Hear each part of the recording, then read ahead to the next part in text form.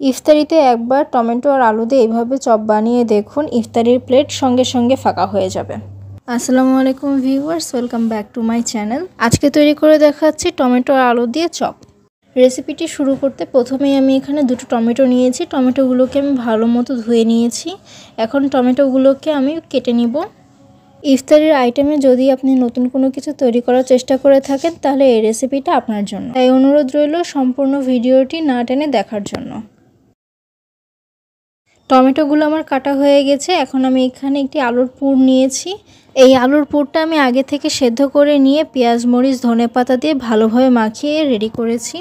এখন দেখতেই পাচ্ছেন আলুর পুরটা হাতের সাহায্যে চেপে চেপে একটু ফ্ল্যাট করে নিয়েছি। তারপর এর মধ্যে টমেটোর একটা স্লাইস দিয়ে আলুর পুরটা এভাবে চারপাশ থেকে উঠিয়ে পুরোটা কোটিং করে নিচ্ছি। বিশ্বাস করুন, এই চপগুলো যদি আপনি ইফতারে একবার তৈরি করেন তাহলে সঙ্গে সঙ্গে ইফতারির প্লেট ফাঁকা হয়ে যাবে। আমি কিন্তু এই ধরনের চপগুলো বিকালের নাস্তায় তৈরি করে থাকি, আর এবার ইফতারিতেও এটা করলাম, তাই ভাবলাম আপনাদের সাথেও এটা শেয়ার করি। এই যে দেখুন, এরকম হাতে ঘুরিয়ে ঘুরিয়ে পুরো টমেটোকে এভাবে ঢেকে দিতে হবে। এইভাবে আমি বাকিগুলো রেডি করে নেব। আমার বাসায় যখন এইটা বানাই সাথে সাথে শেষ হয়ে যায়, মানে বানায় আনতে দেরি খেতে দেরি না, একদম চোখের নিমেষেই শেষ।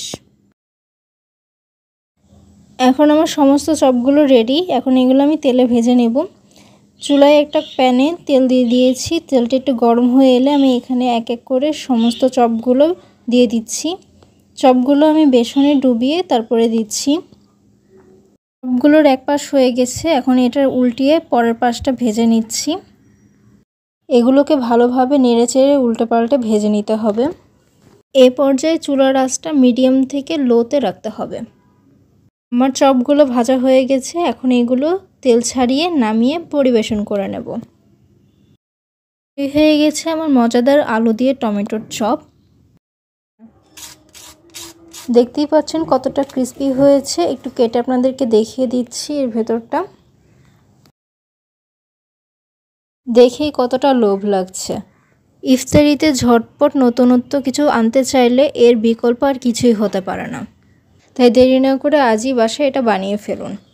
আশা করি ভিডিওটি আপনাদের ভালো লেগেছে। ভিডিওটি ভালো লাগলে অবশ্যই একটি লাইক করে দিবেন, কমেন্ট করে জানাবেন কেমন লাগলো। আজ এই পর্যন্তই, দেখা হবে আবার নতুন কোনো রেসিপি নিয়ে। ততক্ষণ পর্যন্ত সবাই ভালো থাকবেন, সুস্থ থাকবেন। আল্লাহ হাফেজ।